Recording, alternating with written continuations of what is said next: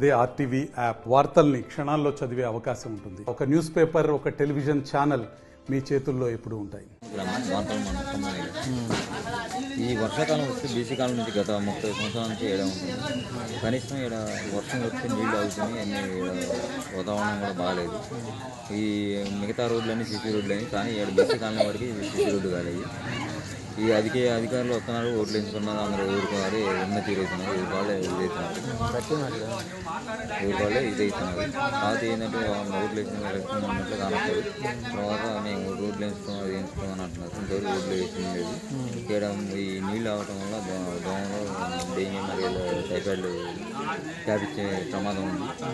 దీన్ని అధికారులు మంచిగా మనస్ఫూర్తితో రోడ్లు వేయాలని మనస్ఫూర్తిగా కోరుతున్నాం. అదే వర్షాలు పట్టడం వల్ల ఇక్కడ నీళ్ళు అవటం, స్టోరేజ్లు అవుతున్నాయి. ఈ ఎలక్షన్ మూమెంట్లో వీళ్ళు వస్తుంటారు, పోతుంటారు, కానీ ఇక్కడ రోడ్లు పట్టించుకునే నాదులే లేదు. గత ప్రభుత్వంలో, బీఆర్ఎస్ ప్రభుత్వంలో ఈడ రోడ్డు వచ్చిందన్నారు, ఏడున్న మా కాంకరదోళ్ళు ఇచ్చిందని మొత్తం తీసుకుపోయి మళ్ళీ వేరే చోట పోశారు. కానీ ఇక్కడ కాలనీలో, బీసీ కాలనీలో అవస్థగా ఉంటుంది. వీళ్ళ వల్ల మళ్ళీ ఈసారి గ్రామ పంచాయతీ వచ్చే వాళ్ళకి మరి ఏ విధంగా ఉంటుందో అనేది ముందు జాగ్రత్తగా తెలియట్లేదు. దానివల్ల మళ్ళీ సీసీ రోడ్లు పోయాలని కోరుకుంటున్నాం.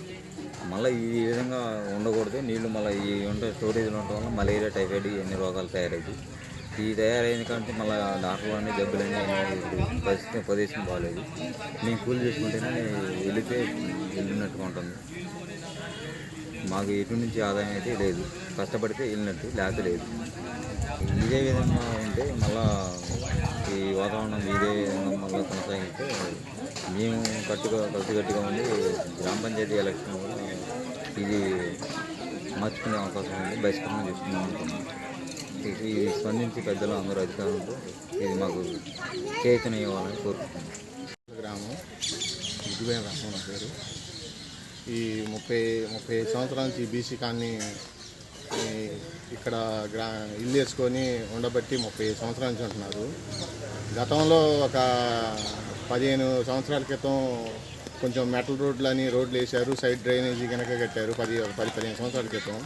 ఈ కట్టడం వల్ల ఏంటంటే ఇది పూర్తిగా కిందికైనా, రోడ్లు కిందికయ్యి డ్రైనేజీ సైడ్ కాలం కూడా పూర్తిగా కిందికయ్యి వాటర్ పోక ఇళ్లలో హైట్ లేపుకున్నారు కాబట్టి, బేస్ మొత్తం హైట్ లేపి ఇల్లు కట్టుకున్నారు కాబట్టి వాటర్ రోడ్ల మీద ఎక్కడెక్కడ నిలబడతాయి.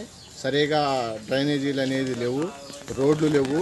ఈ వర్షాకాలం వచ్చిందంటే పూర్తిగా నీళ్ళ వల్ల జ్వరాలు కూడా వచ్చి పిల్లల ఆరోగ్యాలు చాలా దెబ్బతింటున్నాయి. ఈ ఇన్ని ప్రభుత్వాలు మారినా కానీ టీఆర్ఎస్ ప్రభుత్వంలో ఇక్కడ ఒక ట్రక్ మట్టి కూడా సరిగ్గా దోలలేదు. ఎన్నో గుంటలో ఉన్న కాడ ఒకసారి పోసిపోయే తప్ప నీరు పోయే డ్రైనేజీ గురించి సరిగా ప్రభుత్వం చేయలేదు. ఇప్పుడు వచ్చిన ప్రభుత్వం అన్న చేయాలని మేము ఈ రోడ్లకి డ్రైనేజీలు మంచిగా ఉండాలా చేయాలని మేము కోరుకుంటున్నాం. వాళ్ళకి జ్వరాలు కనుక ఉండటం వల్ల బాగా మేము ఇబ్బంది పడుతున్నాం. వర్షాకాలం వచ్చిందంటే అసలు చేనికి పోవాలన్నా, బయటికి పోవాలన్నా, హాస్పిటల్ పోవాలన్నా, ఎక్కడ పోవాలన్నా బాగా ఇబ్బంది పడుతున్నాం. మరిన్ని వీడియోస్ కోసం ఛానల్ ని సబ్స్క్రైబ్ చేయండి. లేటెస్ట్ అప్డేట్స్ కోసం వాట్సాప్ ఛానల్ ని ఫాలో చేయండి. అండ్ లింక్ డిస్క్రిప్షన్ లో ఉంది.